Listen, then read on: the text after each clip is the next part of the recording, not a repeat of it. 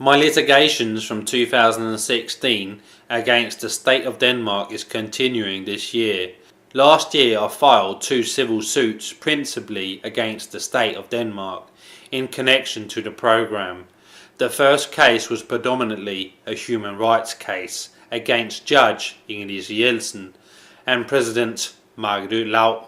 The second case was a civil suit against the municipality of Esbjerg.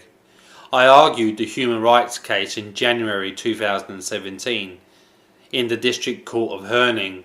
Subsequently, the court wrongfully chose not to rule on any of my claims and instead dismissed the whole case in violation of both the Danish procedural law, section 338 and article 6 in the European Convention on Human Rights, to mention the most serious miscarriages.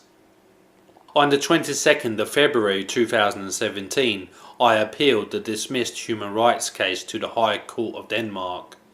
The defendants have until the 5th of April to respond to my appeal. So this case is very much ongoing, and there is a likelihood that this case will end up at the Human Rights Court in Strasbourg. The case against the municipality of Esbjerg was on the 16th of December 2016 dismissed because I failed to comply with the order to seek legal counsel, which is a subject matter which I have previously written about in the Human Rights Report in regards to Stephen Bell. So I won't get much more into this other than saying that the case has now been filed again on the 28th of March 2017 in a much more suitable manner. Instead of 42 individual claims, I now only have 9 claims, and the case as it stands can be tried under the rules of small claims cases, while the court and the defendants are going to have a much harder time to give me another arbitrary order to seek legal counsel, which means that I will be representing myself and hopefully arguing the case in front of the district court in the not so distant future. It's going to be very interesting to see what kind of strategy the defendants and moreover the state is going to present against me, especially in the light of my court application leaving next to nothing technically that they can go after to get the case dismissed out of hand. Do not expect regular updates on these cases unless something happens that needs to be publicly disclosed. However, what I will say, it has already come to light what kind of strategy overall the Danish state in collaboration with the US and UK establishments are already pursuing, which is this all-out information warfare on me and my character, in which I am ridiculed and character assassinated on a daily basis.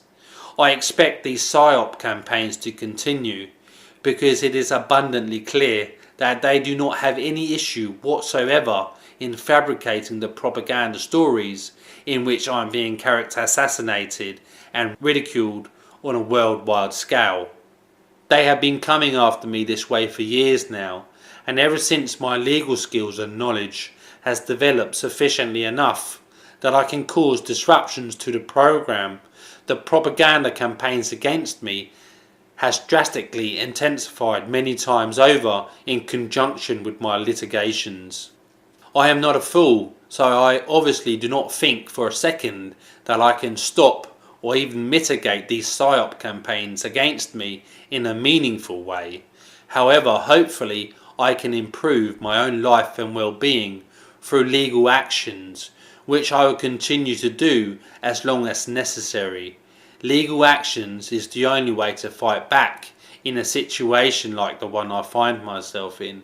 Any sort of retaliation through threats and physical means would only be playing into the hands of those who are illegally persecuting me for political ends.